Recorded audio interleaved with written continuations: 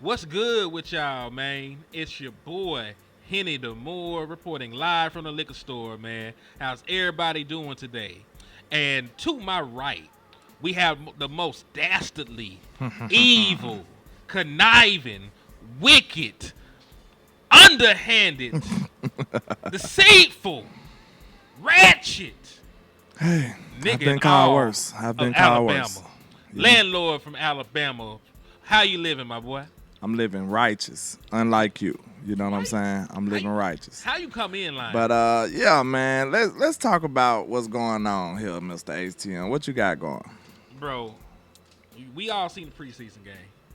And Unfortunately, yes. I seen it unfortunately, live, but you know, so my real question to you, man, because we forget there was not only the debut of some players we haven't seen, there was also Brian Schottenheimer's coaching debut. play So calling debut. yeah, for the Dallas Cowboys anyway. So I really want to know, man, on a scale of 1 to 10, how are you grading Brian Schottenheimer's first outing as the Dallas Cowboys head coach? I know it's preseason, Yeah, but how are you grading it? What are some of the decisions that you did like, some of the decisions you didn't like? And we'll just go from there.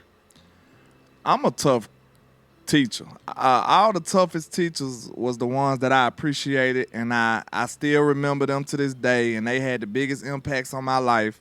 So shout out to them. All the ones that let you skip and don't even call your mom and them. You know what I'm saying? Don't worry about them. So I'm a tough teacher. So I might have to give them an F. Real talk. A big old fat F. Because guess what? You had too many penalties. You wasn't playing the players that you should have played. We didn't really get to evaluate nobody. We didn't learn much of anything. And we looked at like a big, jumbled, sloppy mess out there. So, I mean, how could you rate him anything higher than that? You got all these illegal formation penalties back to back, and you're getting holding calls. You're getting too many penalties. So, in a preseason game, what is your main objective, HTM? In a preseason game, your main objective is to evaluate. Were you really able to do that? Not too much, not too much. So therefore, I'm gonna give him a big fat flaming F. All right, so for one of your arguments, let's break it down. Not just, head coach and stuff, play calling.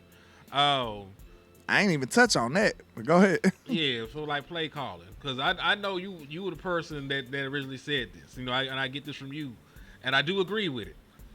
Even if the quarterback does not get the wide receiver the ball, if your play design gets somebody wide but booty naked open, you had a successful play design, correct? That's facts. That's true. Right, and there were multiple times, just from the play calling standpoint. I don't agree with, him throwing the ball 6 straight times to start the game. That might be more play design though than play calling. Okay, I'll give you that Because too. now I'm thinking about it. If you also it's a catch-22 here, and it's finna be quick. I'm gonna let you get back cooking. It's a catch-22 when you think about it, because you also gotta take into account the skill level of the quarterback that you have. See what I'm saying? That's So if true. he can't do that, you shouldn't be doing that. You see what I'm saying? So it's iffy, man. Just go ahead. My fault. No, you good. It's iffy though. You okay, and I get that. But this is preseason. How he know the nigga couldn't do it?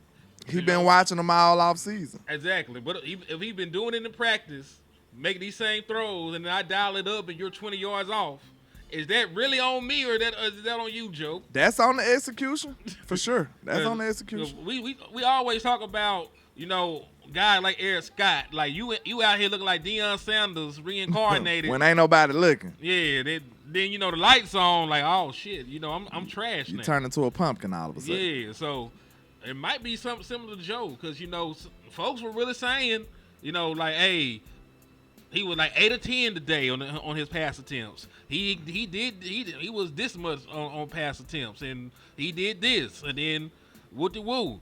He might be one of those training camp diehards, and he might not be a gamer. That's what I was asking you, because that's why I still go back to saying I'm giving Schotty bad grades. Because guess what? If Joe Milton showed you he's not that guy, you shouldn't have been calling those type of plays. Real talk. You supposed to call plays that make him look good. In the first half of the game, you didn't do that. He looks very bad, actually. And then he got more comfortable down the stretch. You know what I'm saying? It looked like Schotty got a little groove. Of course, this is the first game. I'm not just saying it's the end of the world. But if you asking me to grade this game, I'm giving him what he deserved. Real talk. Because I expect better. I expect more. You know what I'm saying? I expect this to be a good winning team. I expect that. I expected us to come out here and be a better team. At least not getting all these penalties. At least not looking sloppy and looking like we don't know what we doing.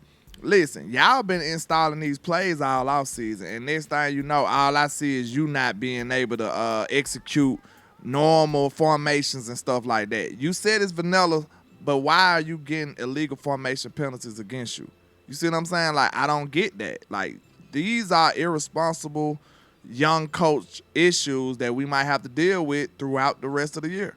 Like, and that's unfortunate because I feel like, of course, he's a hybrid. He's a hybrid coach. He's a first-year head coach, but at the same time, he got all this experience. So, of course, I'm not going to grade you on the same scale as Ben Johnson or Kellen Moore.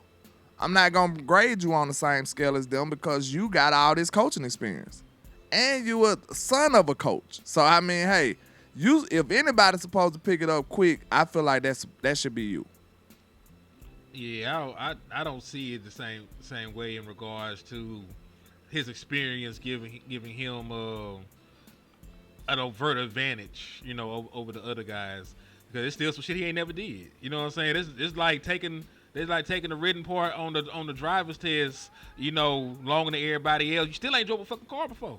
True. You know, you like hell. Matter of fact, you know, you take the driver test. It's a fucking stick. You ain't never drove stick before. But I think this the best example right here. So, now it's a screwed up example, but it's an example nonetheless. It's gonna be wild, so I'm listening. Listen. If you happen to be on a plane, right, and a pilot passed out, he can't fly no more. Mm-hmm. Would you want somebody who got a little pilot experience? You know what I'm saying?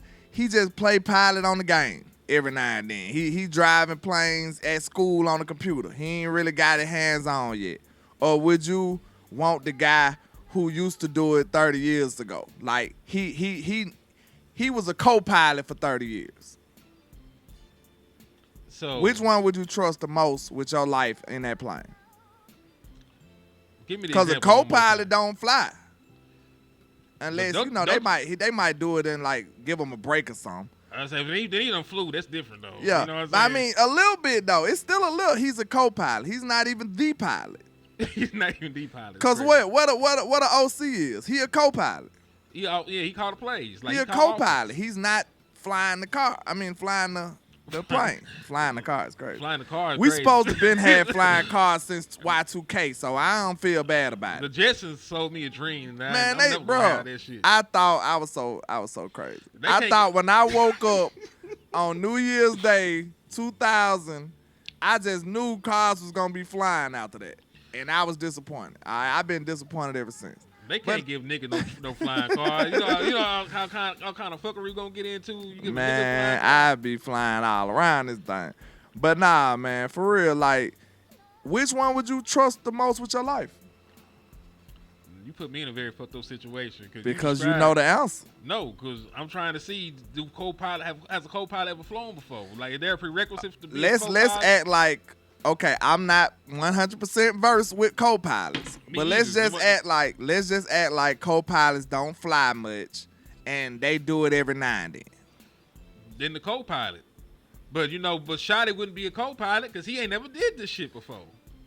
So you don't think at least a day or two the coach went there and he had to take over? Like, bro, yes he did, bro. No, he did. Yes he have, no, man. He did. He did something similar to this, bro. He have. He done had a day. Bro, the way Pete Carroll is, man, I'm sure he probably be like, yeah, Brian, just run it today. Like, it's your turn. Like, I bet money he did stuff like that. He done ran that damn team a couple of days, bro. I'm sorry. I can't believe that out of 85 years of coaching, you ain't never assumed the position of a head coach in none of them situations, at least for a day or two, a week. Nothing? Come on, man. Man, nah. I don't believe it. Listen. You might be right, but I don't believe it. You can't even hand over the responsibility of a head coaching job for a day. They be done fuck some stuff up. Man, you done fired somebody and everything. Like, well, man, hold on. I can't stand that, motherfucker. You went too far. That ain't what I meant. This was a simulation. You went and took it for real. But nah, what I'm saying is, I think I would take the co-pilot. Yeah. I just don't know if Schotty would fall in there. Let's say even if he never flew before, but he's been around pilots all this time. Would you take somebody who's been actively inside that plane, right by a pilot all this time, compared to somebody who just played it on a video game? Not a video game, but I'm going to say like in college, in a simulation. Like he's never really did hands-on flying. Because you see, I think I have to take the co-pilot. You got to because he at least been there and he's been around pilots for all his life. I'm sure it's times that he done took the damn wheel. I'm just saying. I'm saying, hey, Jesus take the wheel. He done played low-key Jesus a couple times. He took the wheel. He took the wheel a couple He took the wheel a couple times, man. I ain't crazy, man. I just think with logic. You know, it's possible that I'm wrong, but I'm almost sure that I'm close to right if I'm not right. I just feel like the stuff that people think about with head coaching is about the game management. It's about the day-to-day activities of running the show. You know, it's about who to trust with what, delegating and different shit like that. I just don't feel, you know, him being offensive coordinator, you know, gives him an upper hand in calling the plays. You know, there's some shit he done before. We comfortable with it, and you know, he can hire somebody, you know, that he can trust to delegate some of the installs and stuff with. You know, I think that gives him an advantage. But I don't think there's anything you can do outside of being a head coach, you know, to actually prepare you, you know, for some of those decisions that you got to make. Like he never had to directly deal with an owner before either. You know, like dealing with Jerry Jones is the first time that he had to directly deal with an owner and decisions about a franchise. I don't think there's anything that he could have done up to this point to prepare him for that, especially fuck with Jerry Jones. The one thing I will say, so you don't think a coach's son would be prepared for that at all, though? Like, he's been in the business forever. Like, when I'm he not saying got this, prepared. I'm just saying, like, wait a minute. Go ahead, man. Not to say listen, when he got this job here, he had his shit written already. Like, he probably had binders, notebooks. You know what I'm saying? He already was prepared, bro. He had to be. If he wasn't, he's irresponsible. No, he got that, but Kellen had that too. That's my point. Like, he had his longer. But like yeah, he was able to edit his shit so many times. He had to blow the dust. He had to blow the dust out that like a Nintendo cartridge. Yeah. He had to blow it. But yeah, man. So I'm just saying, he's not your typical coach, bro. Like, I'll say that he is definitely a hybrid. He's a hybrid, bro. I'm not doing it. You can do it. You know what I'm saying? We different. We different for a reason. I'm not giving you a clean slate like you a brand new coach. I'm not. Not you, Schotty. Hell, nope. I'm not doing it. I probably should, but I'm just not. I'm sorry. Sometimes, you know, I'm not doing that shit, bro. Hell no, I'm not doing it. Let me know. Hey, let landlord know if he wrong. Hey, I could take constructive criticism. I'm not gonna be always right, but I'm not doing it. So I just want y'all to know that. Listen. I understand what you're saying. I'm not saying that you have no merit in feeling like he possibly could have, you know, some sort of advantage by being around the industry his entire life. It just isn't a given. Nor do I believe there's anything that he could have done as an offensive coordinator or just watching his daddy. Like, his daddy, like you said, his daddy been a head coach his entire life, right? What? Just because you seen your daddy work don't mean you know exactly what the hell your daddy had to go through on a day-to-day basis for that shit to work out the way that it did. That's true. It's not in detail, but I mean, this man been a coach forever. His daddy was a legendary coach. He probably in the locker room with him and everything. In the office, yeah. He doing it all. He was around everything. Everything, bro. Come on, man. But man, you talk about some shit. That nigga was 10 or some of that shit. That nigga was studying that shit like that. You seen they train Peyton them up from little boys. Yo. Right? Yeah. They got the video, the VCR tapes. Training Eli and Peyton them running into each other and stuff like that. I seen those uncoordinated motherfuckers out there. They prepared Michael Jackson them from a kid. I don't want to hear it, bro. They were beating shit out of Michael. And he came out the greatest motherfucker ever. Hey. Hit the note, nigga. We say, Joe was a crazy man, but he made some hell of a children, though. You know what I'm saying? Like, he made a goat. You feel what I'm saying? So, I mean, is that the process that you got to take? Who knows? You know what I'm saying? Oh, ain't no telling. But, yeah, man, I got one more thing I want to say before I go. What's up? I'm going to ask you this. Did Schotty's comments, because I ain't going to hold you. When I heard this, I started cursing instantly. Like, it pissed me off. When he said, yeah, I threw my first flag yesterday, you know, I was just happy. I told the Joneses that I appreciate them for being here and, like, letting me be here. Like, that gives me happy to be here vibes. I don't want my coach happy to be here. Like, I'm talking about, like, in the sense to where, like, they probably the only ones that would have gave me that shot. Like, boy, I'm lucky that they gave me this opportunity.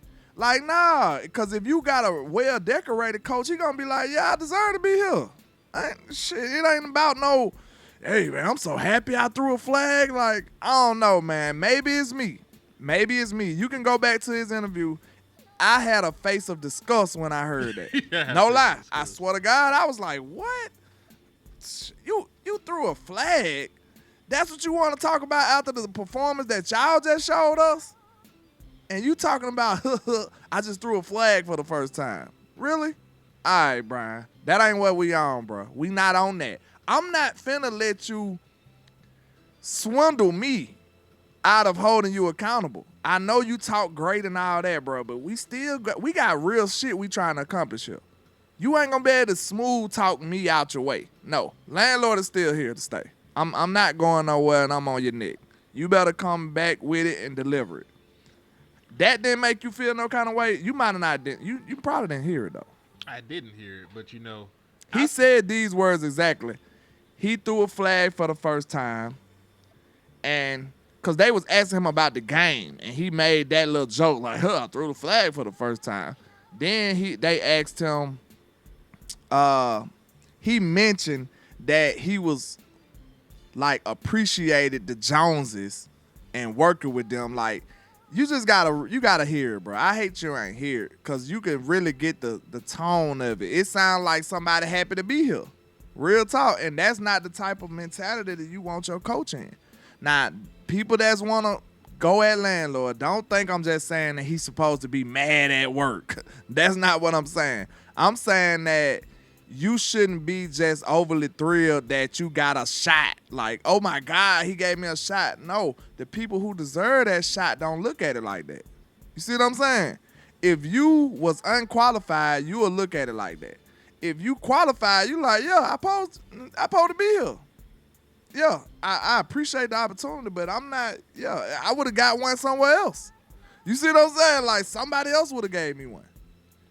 And we see throughout his whole career, nobody else gave him one. He turned down a job or so, but y'all see what I'm saying. So I don't want you to be, oh, I love the Joneses or whatever y'all say. I'm just happy to be here. We got to watch Schotty, man. We got to watch him. Man, I'll go peep it out before I give a opinion on it. It might be a nothing burger. It might be something. Might be, because I'm crazy, too, sometimes. You are crazy as a motherfucker. But sometimes. You know, that's part of your charm. That's why people like you. Maybe, you know, maybe not. They don't know what the hell you're going to say or do. So I think that's why they rock with your land. But I don't know, man, because I understand to an extent because, like you said, nobody else gave him a shot. You know, he believed in his heart of hearts he was never going to be a head coach again in the National Football League. He talked about it, missed his opportunity. You know, like when it comes to like hiring coaches, they like to hire the fresh, young, new thing. When he was that, You know, he turned down some jobs to try to stay down and do this and do that. And you know, like they passed him by at that point. You know, he wasn't a high commodity anymore. Imagine like Jason Garrett. Imagine if Jason Garrett turned down his one opportunity with the Dallas Cowboys. You think that he would have been? He would have never got another opportunity. So you know that's how it works. You know, that's just how it works. And you know, Jason Garrett went on. I know that we didn't really like Jason Garrett like that, but he was at one point Coach of the Year in the National Football League. So, you know, it's really just like with playing, with coaching. You got to seize your opportunity when they come. Like Schotty opportunity passed, and you know he thought it was never gonna come back around again. So, to finally be fulfilling your dream, you know, late in life, you know, after going through decades of thinking that it was over with. I understand why he's a little giddy. You know, I can understand the human aspect of the shit, but I also understand where you coming from with like that may be how you feel, but you ain't always gotta wear on your sleeve. Yeah. I just want you to be, you know, that guy. Act like you've been here before. You know what I'm saying? That's what they always tell you. You ain't never been there before, but act like you've been there before. You know what I'm saying? So you won't be so loud with it. You know what I'm saying? So tacky with it. You know what I'm saying? Understand where you at in the situation, man. And don't feed into the Joneses. That's the worst way to be. Now, I'm going to give him a bone before I go. He might have the cheat code to where you just be so cool with the Joneses that you still be able to operate around them and get what you need. That could be his method. You know what I'm saying? He's such a likable guy. He might have charmed everybody, and they just like him so much that they'll support him. Because we know that this operation ain't going nowhere without the Joneses meddling. So it's two different ways you can handle meddling. You can handle it and being on their side and being the best friend of them, and they might not want to ruin you as much, or either you go head-to-head with them and try your best. So it looked like Schotty took the other way. But, hey, man, I think this was a good little show, a little snippet for him, man. I appreciate y'all. Make sure y'all hit the like and share for the squad. It will not charge a card, man. And let us know. Give us some feedback in the comments to some of the stuff that we thought about or talked about in this video. Y'all make sure y'all participate. We need class participation, and we appreciate y'all. Yes, indeed, man. It's your boy, Henny DeMoore, reporting live from the liquor store, man. Appreciate everybody for locking in and rocking with us, man. Y'all could have been anywhere else in the world, but y'all chose to slide in here and rock out with Cowboy Convos, man. So we appreciate y'all.